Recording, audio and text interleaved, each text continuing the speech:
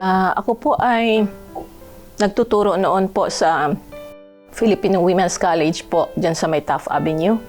At nagtuturo din po sa New Era College noon po, sa Department of Engineering. That time po, ang mother ko po ay na-diagnose po ng cancer po, breast cancer.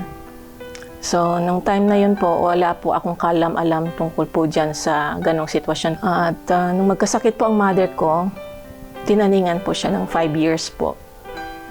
It was a difficult situation for me po kasi nagtatrabaho ako at the same time yung mother ko nasa ganong sitwasyon. Kinausap ko yung principal. I cannot proceed, sabi kong ganon, sa pagtuturo ko. I have to give up my career. Sabi nila, you already have a good future with us. Why? Sabi ko, I want to take care of my mom.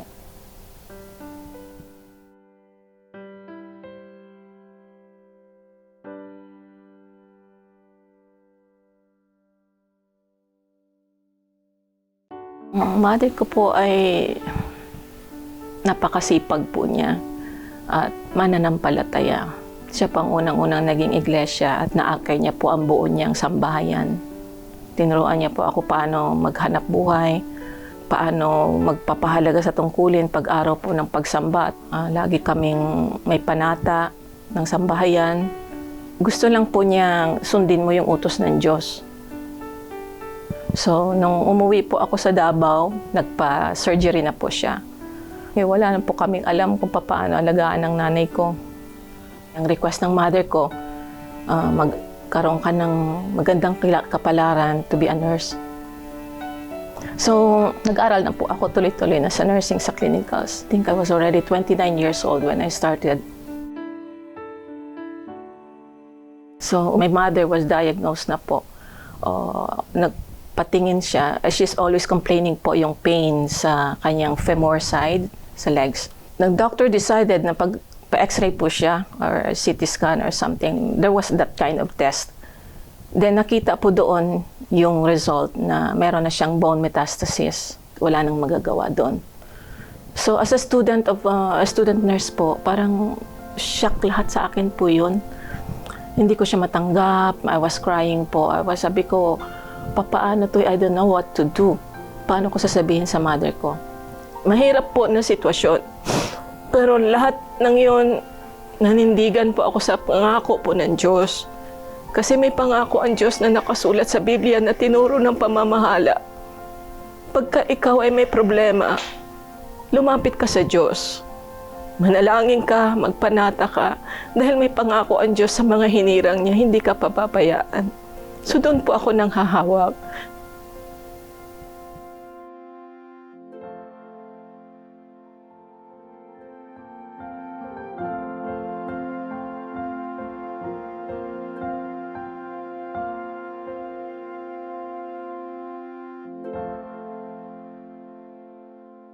Ang sabi sa atin ni Apostol Pedro, ang pagsubok ay dumarating sa atin paraan niya subukin ang ating pananampalataya. Ang pagsubok, hindi natin dapat tratuhin na ito ay kamalasad sa ating buhay pagka ating nasagupa. Dapat positibo ang ating pagharap dito. Ang sabi sa atin ng Biblia, pagka mahirap ang buhay, huwag ka niyang magkonklusyon kaagad na walang ginagawa ang Diyos. Isa niya itong espiritual na proseso ng pagpapadalisay. Kaya kapag dumarating ang pagsubok sa atin, yun ang ating isipin. Dinadalisay tayo. Ano kinakailangan? Makapasa. Bakit po mahalagang makapasa? Para natin tamuhin yung ipinangako sa ating kaluwalhatian. Yung ipinangako sa ating mamanahin natin pagdating ng araw ng paghukom. Yung bayang banal. Yung buhay na walang hanggan, na hindi na tulad ng pamumuhay dito sa mundong ito. Mga kapatid, hindi na po magtatagal yan. Kasi sa nangyayari ngayon dito sa daigdig, alam natin malapit na ang araw ng kawakasan. Malapit na nating tamuhin yung pangakong kaligtasan. Konting pagtitiis na lang ang kinakailangan nating gawin. Kaya manghawak pa tayo sa ating pagka-Iglesia ni Cristo. Magpakatibay tayo sa ating pananampalataya. Huwag tayong papayag magiba ang ating pananampalataya ng mga pagsubok, kundi sikapin nating lalong makapasa sa mga pagsubok na dumarating sa ating buhay para tayong maging dapat doon sa mamanahin natin pagdating ng araw ng paghukom. My mom asked me, anong result? Sabi ko, ito po. Sabi niya, basahin mo sa akin, ano yan? So, binasa ko po. Umiiyak po ako, sinabi ko sa kanya na, sabi po ng doktor, you have 6 months to live.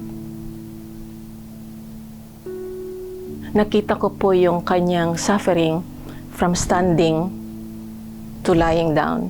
Na up to the moment na talagang ulo na lang po yung gumagalaw. The rest, wala na po. Sabi ko sa mother ko, ayoko na pong magpatuloy ng nursing. Just wanna take care of her. Sabi niya, no, go ahead. Ituloy mo. That's your future. Sabi niya, pinagpanata na kita. Pinadalangin na kita sa Panginoong Diyos. You will have a good future. Yung panata po ang aming source of strength. Lagi po ako umiiyak. Minsan nakaupo ako, hindi ko namamalayan po, tumutulo na po yung luha ko. Yun po ang bilin niya sa amin na huwag niyong pababayaan ang pagka-iglesia niyo ni Cristo kahit anong mangyari. Kung ano man ang mangyari sa buhay natin, magkahiwa-hiwalay tayo. Lagi kayong pupunta sa kapilya, lagi kayong mananalangin at magpapasakop sa pamamahala. Alam niyo, iisa ang itinuturo sa atin ng mga apostol, ng ating Panginoong Diyos, ng ating Panginoong Cristo. Pagka mayroong pagsubok, hindi ka bibitiw sa pagka-iglesia ni Cristo mo. Hindi ka aalis sa pagtupad mo ng iyong tungkulin. Hindi mo iiwan ang iyong pagsamba. Hindi ka tatalikod sa iyong kahalalan. Ang sabi, kinakailangan tayong ano raw? Magalak. Kaya ang kinakailangan sa atin, huwag tayong manghihina sa pananampalataya pagka tayo dumadaan sa pagsubok. Sa pagkatandaan ninyo, hindi lang ang ating Panginoong Diyos ang nakahandang tumulong sa atin. Sino rin ang tutulong sa atin? Ang ating Panginoong Cristo. Isa lang sa kanila ang tumulong sa atin. Supisyente na. Ito, dalawa silang nakahandang tumulong sa atin. Ano dahilan at hindi tayo makalalampas sa mga pagsubok? Kaya lalo nating mahalin ang ating pagka-iglesia ni Cristo. Hindi sayang na ito ay ating panghawakang mabuti sapagkat nakatitiyak tayo pagka tayo nakalampas sa mga pagsubok na ito. Hindi lamang yung pangako dito ang ating mararanasang tatanggapin sa ating Panginoong Diyos at maging sa ating Panginoong Cristo, kundi lalo na yung kaligtasan pagdating ng araw ng paghukom. Kaya mahalin natin ang ating ginagawang mga paglilingkod sa ating Panginoong Diyos. Pagtalagahan natin ang mga pagsamba natin sa Kanya.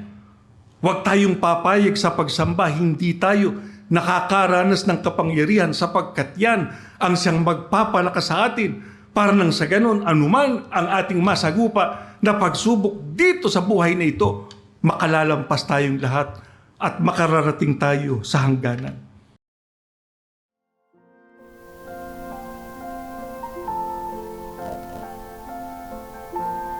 So ako ho talaga yung bedside nurse niya. So pag umaga po niyan, bibihisan ko siya, huhugasan ko siya. So every morning po, mini-measure niya yung kanyang kamay. Sabi niya, pumapayat na ako. Sabi niya, siguro pwede na ito. Sabi ko, ano ibig niyo sabihin, Nay? Pwede nang siguro akong kunin na ng ama. Siguro nakahanda na rin kayo. So siyempre, umiiyak po ako. Sabi ko, Nay, magtitake ako ng board, how can I study? Na ikaw ay nandito sa ganitong sitwasyon. So, huwag ka mag-alala. Sabi ko, magpatuloy ka sa pagtupad. Sabi niya, umuwi ka na para makapaghanda ka sa pagtupad o sa pagsamba. Tutupad ako kasi mga awit ng madaling araw.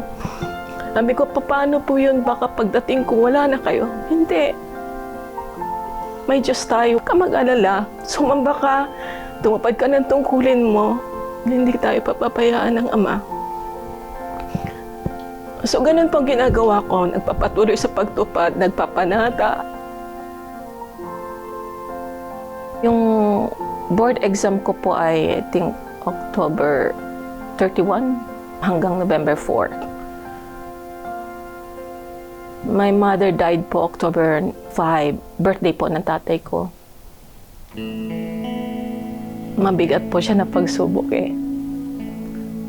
Nung namatay si nanay po, isa po siyang diakonesa. Malungkot dahil iniwan na kami ng magulang namin. Pero sa kabilang dako bilang Iglesia ni Cristo, masaya po dahil natapos niya ang kanyang takbuhin. At naging inspirasyon ko po siya para ako man magsikap din na matapos ko rin ang aking takbuhin. Huwag tayong papayag yung pananampalataya natin. Hindi natin hawak-hawak yun. Kaya sa lahat ng sandali ng ating buhay, dapat natitiyak natin nasa uri tayong sumasampalataya. Ano kinakailangan sa atin? Nakikita sa atin yung uri ng pamumuhay na gusto ng Diyos makita sa atin. Anong uring pamumuhay yun, mga kapatid? Nasa kabanalan. Nasa pagsunod sa mga aral at utos ng ating Panginoong Diyos. Kailangan matibay ka sa pananalig mo. Matibay ka sa iyong pananampalataya. Kaya hindi mo pinababayaan yung mga bagay na magpapatibay sa iyo sa pananampalataya. Nasa pagsamba ka.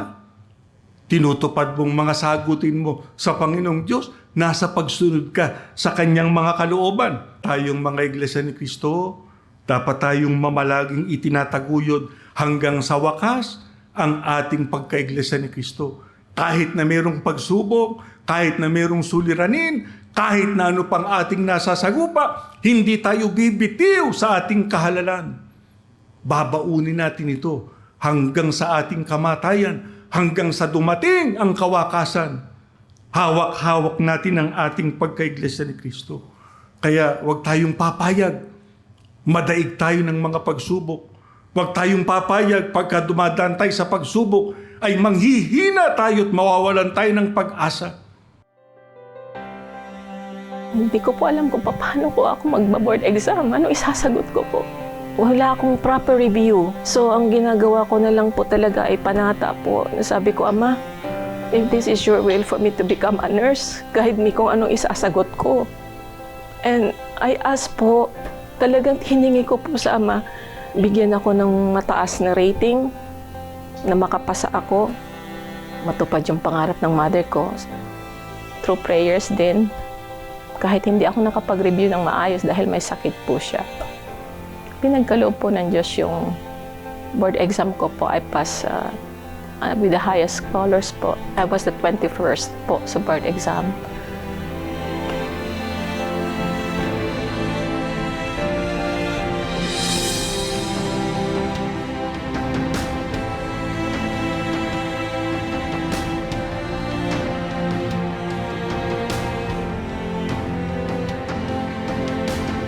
Yung mga pagsubok, lalo po akong tumatatag. Lalo akong naninindigan. Kasi po, pag nililingon ko yung mga pinagdaanan ko, lalo po siyang lumiliwanag sa akin kung gaano katotoo ang mga pangako ng Diyos. Bawat malampas ang pagsubok, patotoo ng Ama na mahal niya ako. Damang-dama ko po yung pagtulong ng Ama. Duman man sa pagsubok, nandoon naman po yung tulong ng Diyos. Kahit na anong ating masagupa, ang sabi ng Biblia, ng mga tunay na lingkod ng Diyos, may kumpiyansa akong aasa sa Panginoong Diyos. Pagpapalain niya tayo, yon ang ating maaasahan. Anong ating pagsangdiwa ngayon? Ilagak natin ang ating pag-asa doon sa biyaya na ating tatamuhin. Kasi ang biyayang yun na darating sa atin, hindi lamang para sa buhay na ito, kundi higit sa lahat doon sa darating, yung kaligtasan na pangako sa atin. Pagka tayo nanalangin sa Diyos, ang sabi ng Biblia, tutugunin tayo ng Diyos. Ang pahayag na ito, hindi pahayag lang. Naranasan na ito ng mga lingkod ng Diyos noon. At yan din ang nararanasan ng maraming lingkod ng Diyos ngayon. Pagka tayo nanalangin sa ating Panginoong Diyos, tutugunin niya tayo.